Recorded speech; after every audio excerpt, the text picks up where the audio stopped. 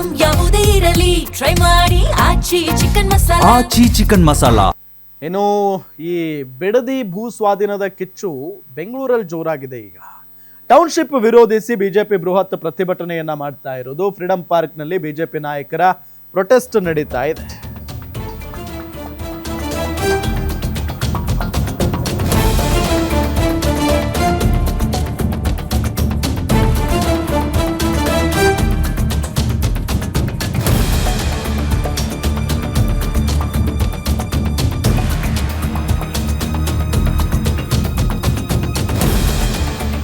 Bidadi township ಕೈ ಬಿಡುವಂತೆ ಆಗ್ರಹಿಸಿ ಬಿಜೆಪಿ ನಾಯಕರೀಗ ಪ್ರತಿಭಟನೆ ಮಾಡ್ತಾ ಇದ್ದಾರೆ. ಬಿಜೆಪಿ ರಾಜ್ಯಾಧ್ಯಕ್ಷ ವಿಜಯೇಂದ್ರ, ವಿಪಕ್ಷ ನಾಯಕ ಆರ್ ಅಶೋಕ್,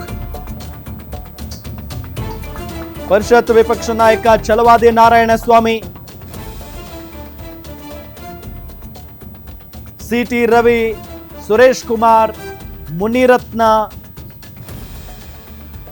ಕೇಂದ್ರ ಸಚಿವೆ ಶೋಭಾ ಕರಂದ್ಲಾಜೆ ಸೇರಿದಂತೆ ಹಲವು ನಾಯಕರುಗಳು ಭಾಗಿಯಾಗಿದ್ದಾರೆ. ರಾಜ್ಯ ಸರ್ಕಾರದ ವಿರುದ್ಧ ಬಿಜೆಪಿ ನಾಯಕರು ಆಕ್ರೋಶವನ್ನ ವ್ಯಕ್ತಪಡಿಸ್ತಾ ಇದ್ದಾರೆ. ಬೆಂಗಳೂರಲ್ಲಿ ಬಿಡದಿ ಭೂ ಸ್ವಾಧೀನದ ಕಿಚ್ಚು ಜೋರಾಗಿ ಕೇಳಿ ಬರ್ತಾ ಇದೆ. ಯಾಕೆ ಅಂತ ಅಂದ್ರೆ ವಿಪಕ್ಷದವರು ಪ್ರತಿಭಟನೆ ಮಾಡ್ತಾ ಇದ್ದಾರೆ. ಇಷ್ಟು ದಿನಗಳ ಕಾಲ ಬರೀ ವಾಗ್ಯುದ್ಧ ಮಾಡ್ತಾ ಇದ್ರು, ವಾಕ್ ಸಮರ ಮಾಡ್ತಾ ಇದ್ರು. ಇವತ್ತು ಅಖಾಡ ಕೆಳೆದಿದ್ದಾರೆ ಬಿಜೆಪಿಯವರು. ನಾವು ರೈತರ ಪರವಾಗಿದ್ದೀವಿ ಅನ್ನೋದೊಂದು ತೋರಿಸ್ಕೊಳ್ತಾ ಇರೋದು. ನೋಡಿ, ಅಲ್ಲಿ ವಿಜೇಂದ್ರ ಅವರಿದ್ದಾರೆ, ಘಟಾನುಘಟಿ ನಾಯಕರುಗಳೆಲ್ಲ ಇದ್ದಾರೆ, ವಿಪಕ್ಷ ನಾಯಕ ಆರ್ ಅಶೋಕ್ ಅವರಿದ್ದಾರೆ. ಫ್ರೀಡಂ ಪಾರ್ಕ್ ನಲ್ಲಿ ನಡೀತಾ ಇರುವಂತಹ ಹೋರಾಟ ಇದು.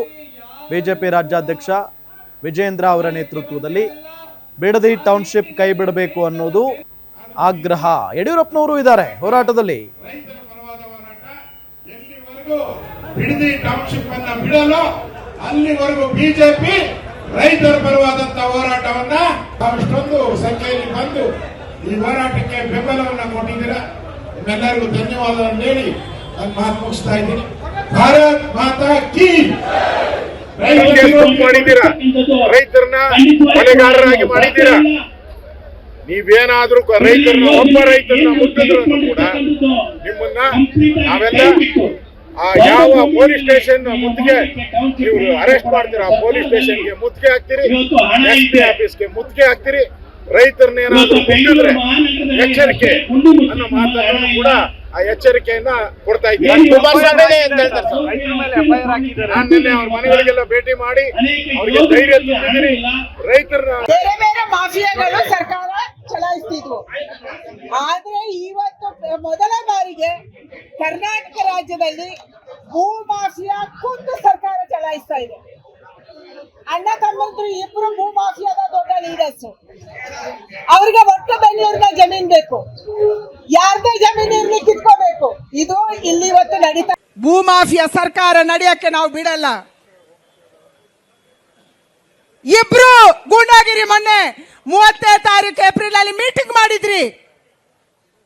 ಮೀಟಿಂಗ್ ಅಲ್ಲಿ ಏನು, ಒಂದು ಕಡೆ ಚರ್ಚೆ, ರೈತರ ಅಪೇಕ್ಷೆಯಂತೆ ರೈತರು ಪರ್ಮಿಷನ್ ಕೊಟ್ರೆ, ಅವರು ಭೂಮಿ ಕೊಟ್ರೆ, ಅವರು ಸ್ವಾಮತದಿಂದ ಒಪ್ಕೊಂಡ್ರೆ ನಾವು ಜಮೀನೇ ಅಕ್ವಿಷನ್ ಮಾಡ್ತೀವಿ, ಇಲ್ಲಾಂದ್ರೆ ಮುಟ್ಟಕ್ ಹೋಗಲ್ಲ. ಪುಣ್ಯಾತ್ಮ, ಈ ಭಾರತ್ ಜೋಡದಲ್ಲಿ ಕಾರ್ಯಕರ್ತರಿರ್ತಾರೆ ನೋಡ್ರಿ, ಆ ಕಾಂಗ್ರೆಸ್ ಕಾರ್ಯಕರ್ತರಿಗೆ ತಿಂಗಳ ಸಂಬಳ ಕೊಡ್ಬೇಕಂದೇಳಿ ಸುಮಾರು 15,000 ಕೋಟಿ ಹಣವನ್ನು ಬಿಡುಗಡೆ ಮಾಡಂತ ಕೆಲಸ ಮಾಡಿದನ.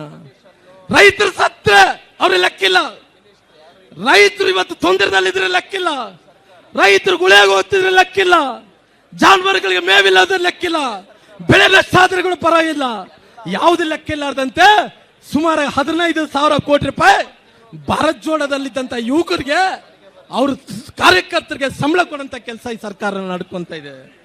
ಅವರೆಲ್ಲರೂ